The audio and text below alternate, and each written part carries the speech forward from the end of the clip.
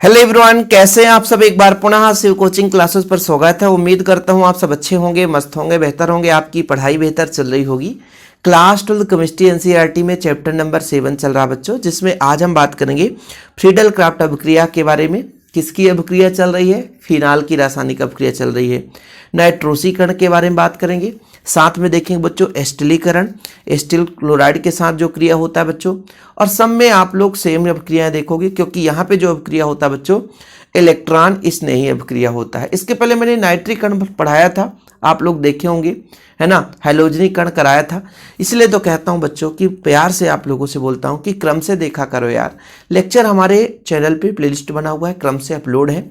और जो बच्चे पहली बार आए चैनल को सब्सक्राइब कर लें। जिन्होंने अभी तक नोट्स नहीं लिए तो नोट्स जरूर ले लें। देखिए बच्चों, जो फ्रीडल क्राफ्ट अभिक्रिया है निर्जल AlCl3 की उपस्थिति में होता है। ये आपको अभी याद कर लेना है। चाहे आप यहां पर फिनाल का अभिक्रिया पढ़ रहे हो, चाहे आप हेलोएरिन में बच्चों क्लोरोबेंजीन की अभिक्रिया पढ़ोगे, फ्रीडल क्राफ्ट अभिक्रिया सेम होता है। निर्जल एल्यूमिनियम क्लोराइड की उपस्थिति में होता है और आर्थो एवं पैरा समावेवी बनाता है।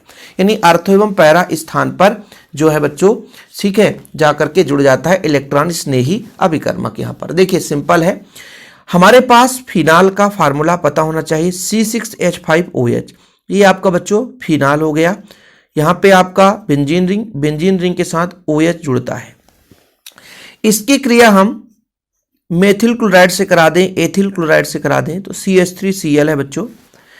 किसके उपस्थिति में? जब भी आपका फ्रीडल क्राफ्ट अभिक्रिया होगा बच्चों तो निर्जल AlCl3 लेना ही पड़ेगा।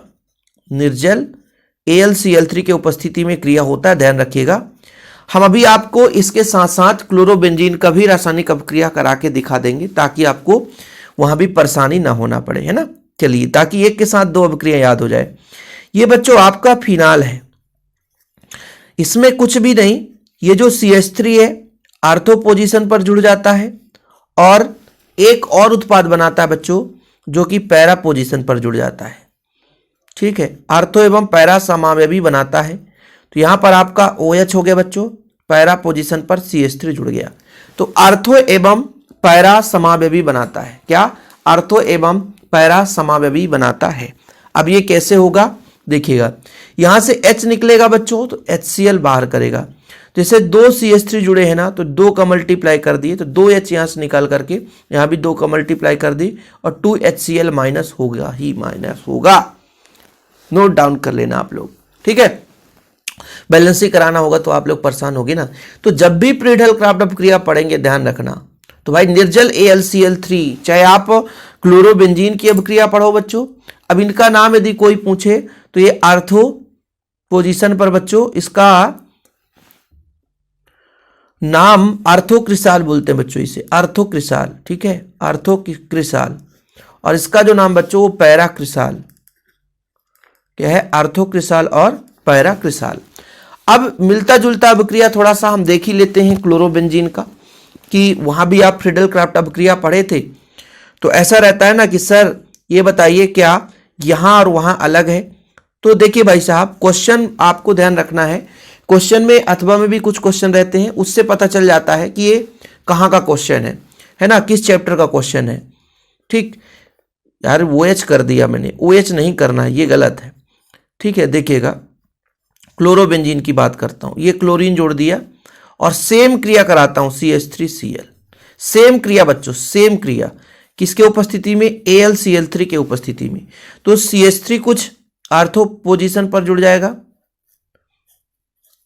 तो ये आर्थोक्लोरोटालुइन कहलाएगा, ठीक है। और फिर बच्चों कुछ पैरा पोजीशन पर जुड़ेगा, यहां पे जुड़ गया और बाकी HCl बाहर निकलेगा तो 2HCl बाहर कर दो। ये आपका जैसे बेंजीन रिंग के साथ CH3 जुड़ता है तो आपका बच्चों वो टालुइन कहलाता है, और इसके लिए ये दोनों आर्थो पोजीशन है। तो आर्थो में क्लोरो, तो आर्थोक्लोरोटालुइन, आर्थोक्लोरोटालुइन। और बच्चों यहां पे पैराक्लोरोटालुइन हो जाएगा, पैराक्लोरोटालुइन, आर्थोक्लोरोटालुइन और ये पैराक्लोरोटालुइन। याद रखिएगा, आर्थोक्लोरोटालुइन ये पैराक्लोरोटालुइन बनाता है। तो ये अभिक्रिया क्यों साथ में कराना जरूरी था? क्योंकि भाई साहब फ्रीडल क्राफ्ट अभिक्रिया है और आप लोगों के मन में कंफ्यूजन बना रहता है ना कि सर हमने तो पढ़ा नहीं, कुछ और पढ़ा था, आपने कुछ और पढ़ा दिया, फ्रीडल क्राफ्ट अभिक्रिया, अब हम क्या करें। तो भाई ऐसा नहीं है यार, इसलिए साथ में दोनों अभिक्रिया करा दिया। और एग्जाम में आएगा तो ध्यान ये रखना है कि जैसे एक अभिक्रिया तो आता नहीं है, साथ में भी दूसरा क्वेश्चन भी रहता है, तो ध्यान में रखना है कि और दूसरा क्वेश्चन कहाँ से आ रहा है, एल्कोहल से आ रहा है कि हेलो एल्केन हेलो एरीन से आ रहा है, तो वो आपको फिर उस हिसाब से करना है।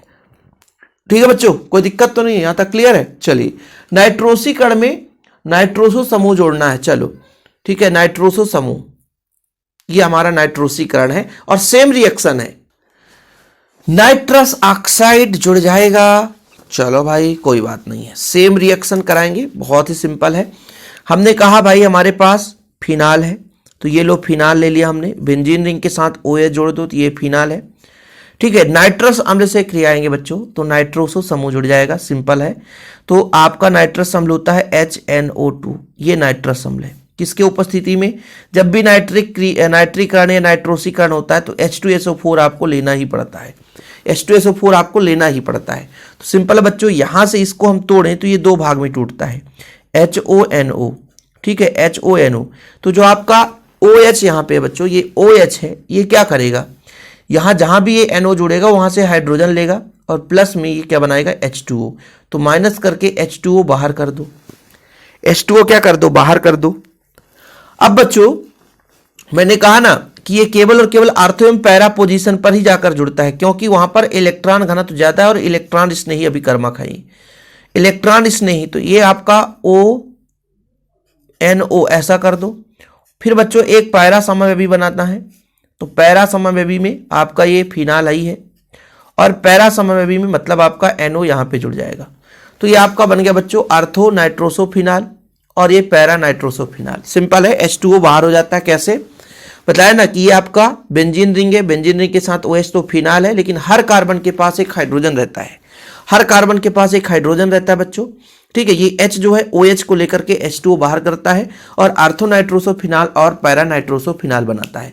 आर्थो एवं पैरा पर ही क्यों जुड़ता है, क्योंकि यहाँ पे इलेक्ट्रॉन घनत्व ज्यादा है, इसलिए इसे हम इलेक्ट्रॉन स्नेही अभिक्रिया भी बोलते हैं बच्चों।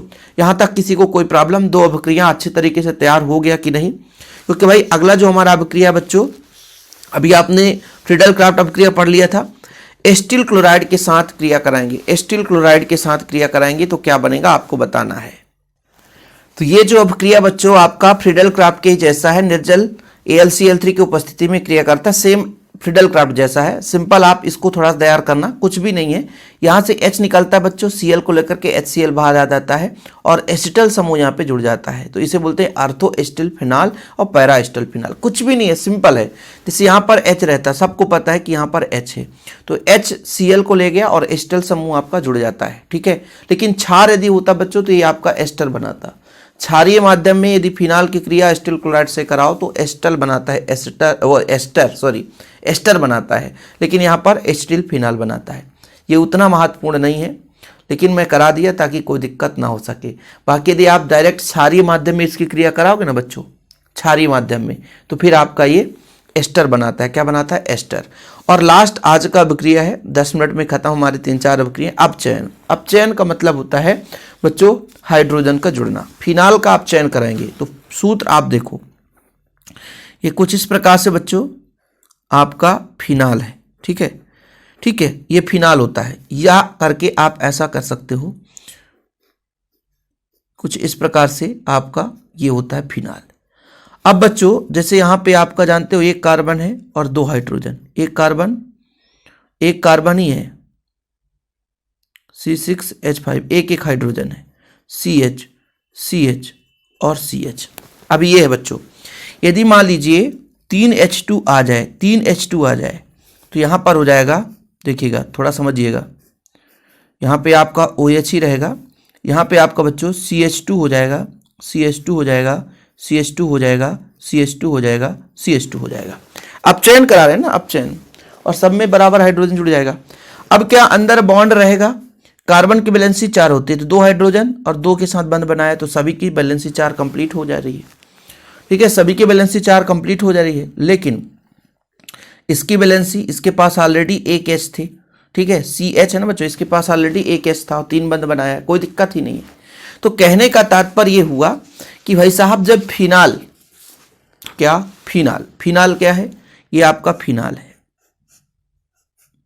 ठीक है, इसका अपचयन कराया जाता बच्चों, अपचयन उत्प्रेरकीय हाइड्रोजनीकरण, मतलब 3H2 कर दें, ठीक है, जितना चाहे उतना ये जोड़ सकता है, उसकी इच्छा है। तो फिर बच्चों अंदर रिंग खत्म हो गया, अंदर रिंग खत्म हो जाता है, बस ये चीज हो जाता है इसके साथ कि फिनाल उत्प्रेरकीय हाइड्रोजनीकरण पर साइक्लोहेक्सिनॉल बनाता है, हेक्सिनॉल।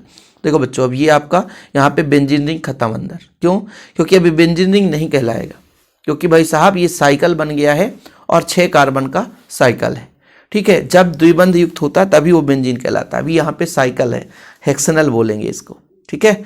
आल एल्कोहल के ग्रुप में आ जाएगा, अब ये फिनाल का ग्रुप नहीं कहलाएगा, ये फिनाल से एल्कोहल का रूपांतरित रूप हो गया।